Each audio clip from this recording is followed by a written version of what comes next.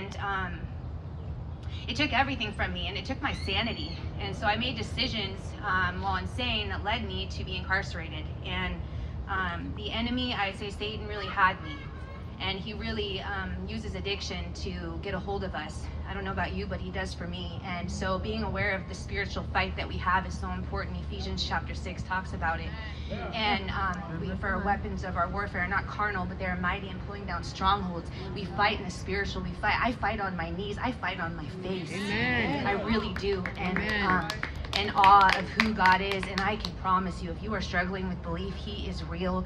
Jesus Christ is real. He is alive. He is living. He was raised to life. I promise you, if you don't believe, that's where you're at.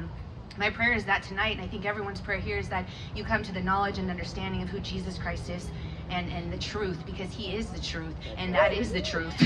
I cannot tell you anything different, because I've experienced that truth in my life. God is real. He has evidenced himself in my life. It is not by my power I'm standing up here. I don't have power. It's his power working in me. If I had power, I would have kept myself sober. If I had power, I would have fixed my problems myself and not ended up in the Salvation Army needing help. And so in jail, I was really depressed. I was dealing with spiritual warfare, mental health issues, and I ended up deciding that I would just kill myself. And I didn't tell people I knew or family who were coming to see me, but I went to walk to the showers, and I'm from Orange County, so I was in the Orange County jail at the time. And I did 2 years before coming to the Salvation Army, and I went into the showers area to look and see if there was a place I could hang myself. And I said, God, just please, I can't do this anymore. I was sober, but I couldn't.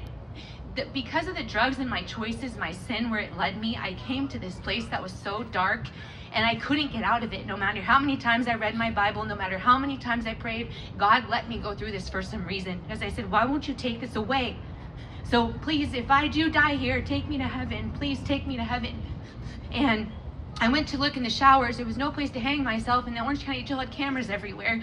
And so I realized, okay, well, if I can't do it here, then this will be my plan when I get out. I'll find someone who has a cell phone so I can Google a way to not come back. I can't overdose on fentanyl, because what if they revive me? I had all these ideas. Anyone have ideas? Yeah, mine aren't great. Like, that's another thing. I don't have it figured out still. He does. I don't have the answers. He does. I don't know what my next step will be. He does. And he's showing me that every day here. He's showing me that. The Salvation Army, he's showing me that, because this is God's house. That's why I see it. It may be called an institution, but it is God's house. It's his way. Have your way, Lord. Have your way in me. Amen. Have your way here. Have your way, because my way and my ideas they're not.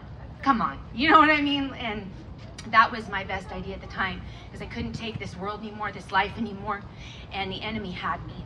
And so my idea was, when I got out, I'll wrap it up, to Google a way to not come back. So my best idea was to find a gun, put it to my head, and Captain Tanya came to see me shortly after that, visited me, and I was going to go to Teen Challenge, if anyone's heard of that place. I'm not sure if anyone from there's here. And they said, we have a bed for you. Captain Tanya came to visit me in jail and said, we have a bed for you at the Salvation Army. And I told her kind